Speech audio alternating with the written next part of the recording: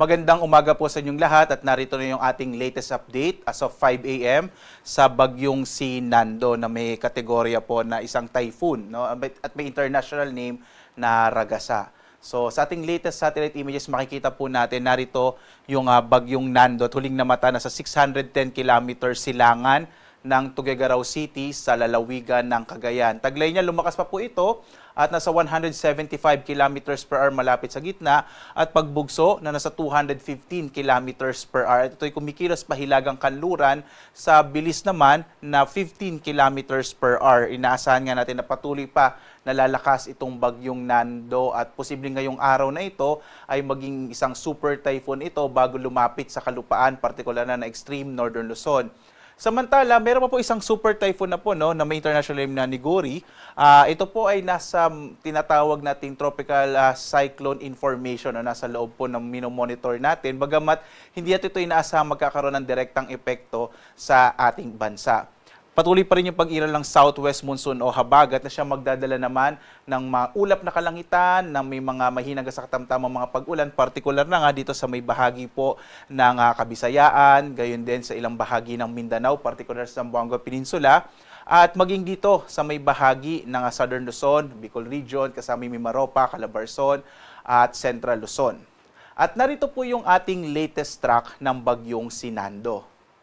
Base sa ating latest track, posibleng ngayong araw, ito po yun, makikita natin na posibleng maging isang ganap na super typhoon na yung bagyong Nando habang patuloy nakikilos palapit dito sa may bahagi ng extreme northern Luzon, yung area po ng Batanes at Babuyan Island. So sa mga kababayan po natin sa Batanes, Babuyan Islands, maging dito sa may area ng northern Luzon, yung Ilocos Norte, Cagayan at gayon din sa may Apayao, iba yung pag-iingat. Sana sa mga sandaling ito ay nakapaghanda na po kayo dahil unti-unti na po mararamdaman yung epekto, direktang epekto ng bagyong si Nando. Makikita rin natin, base sa ating latest na track, ay posibleng lumabas ng Philippine Area of Responsibility ang bagyong Nando, posible po araw ng Martes, umaga po ng Martes. Samantala, patuloy nating inaasahan yung epekto ng southwest monsoon o habagat, partikular na sa malaking bahagi ng Luzon, lalo na po sa may western section ng Luzon, gayon din sa may western section ng Kabisayaan. Ito po yung mga lugar kung saan nakataas yung ating tropical cyclone wind signal number 2. So as of 5 a.m. po yan, nakataas sa signal number 2 sa Batanes, Cagayan, kasama yung Babuyan Islands, gayon din yung northeastern portion ng Isabela, silangang bahagi ng Apayao at silangang bahagi ng Kalinga.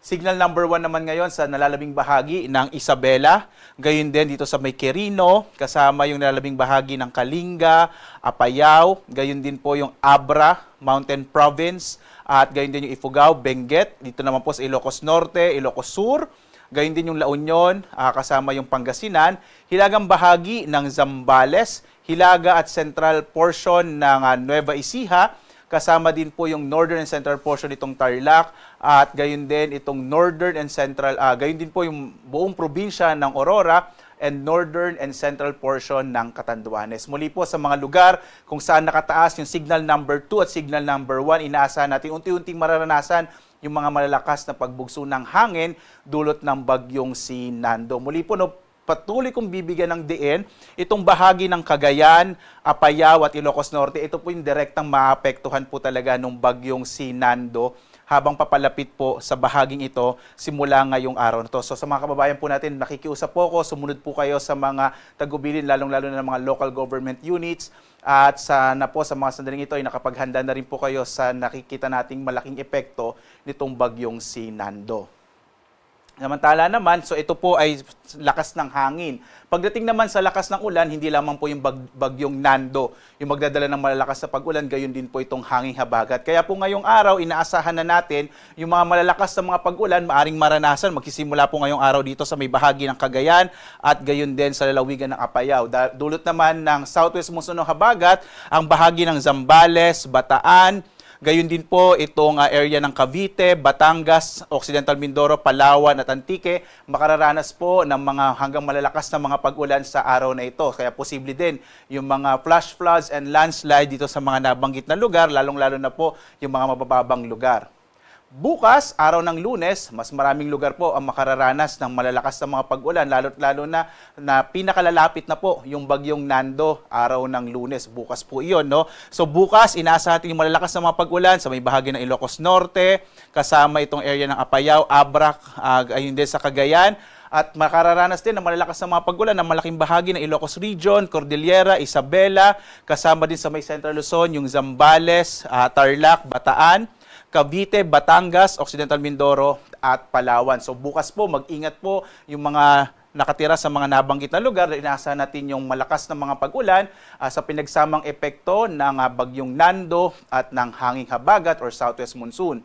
Pagdating po ng araw ng Martes, mababawasan na yung mga pag-ulan dito sa may area ng Northern Luzon. Pero madadagdag po sa mga lugar kung saan magkakaroon ng malalakas sa mga pag-ulan, araw ng Martes, yung bahagi ng Pampanga, Bulacan, Rizal at Metro Manila. So dahil po ito sa hanging habagat or southwest monsoon. So mag-ingat din po yung mga kababayan natin dito sa mga lugar ng western section ng Central Luzon. Gayon din dito sa may area ng Occidental Mindoro dahil nga po posible yung mga malalakas na mga pag-ulan. Bagamat around this time, nasa labas na po ng Philippine Area of Responsibility, araw ng Martes, ang bagyong Nando, pero posibleng may epekto pa rin yung habagat or southwest monsoon. At dahil din sa paparating na bagyong Nando, may nakataas na po tayong mga lugar kung saan din po posible makaranas ng mga pagbugso ng hangin. So bagamat walang tropical cyclone wind signal sa mga lugar na ito, dahil nga po meron po tayong habagat, ngayong araw makararanas din ng mga pagbugso ng hangin ng Kamaynilaan, ang Central Luzon, Calabarzon, Bicol Region, Mimaropa, itong Southern Luzon, ganyan yung Visayas at ilang bahagi ng Mindanao. Magpapatuloy po itong mga pagbugso ng hangin hanggang araw ng Martes or pwede rin po hanggang Miyerkules, dulot po ito ng hanging habagat. Kaya iba yung pag-iingat pa rin po. Samantala, nakataas naman yung gale warning sa mga baybayin ng Isabela at Cagayan, gayon din sa Batanes at Babuyan Islands. Ito pong gale warning, ito yung mga babala natin sa malalaking pag-alon ng karagatan, maaaring umabot ng hanggang 5 metro, hanggang 5.5 meters po yung ating wave height po. Ito ay dulot din ng papalapit na bagyong si Nando. So yung mga maliliit na sakyang pandagat, maliliit na mga bangka, iwasan pong pumalaot dito sa mga nabanggit po nating mga lugar ng Isabela, Cagayan, Batanes at Babuyan Islands.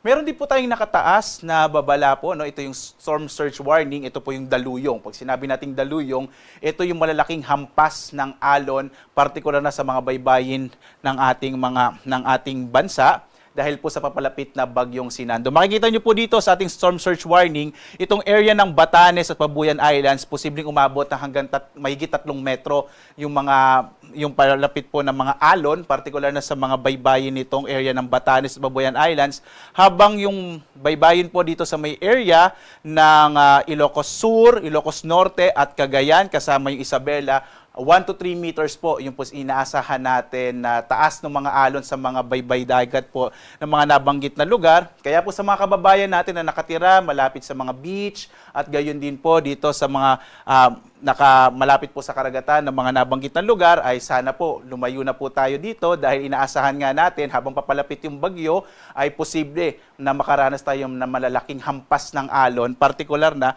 sa mga baybayin ng mga nabanggit na lugar. Magpapatuloy po ito, posible hanggang lumapit yung bagyong Nando bandang araw po ng Lunes. Dahil nga inaasahan natin, Lunes po lalapit ito sa Batanes at Babuyan Islands area po ng ating bansa. Patuloy pa rin po inaanyayahan kayo ng Diyos si Pag-asa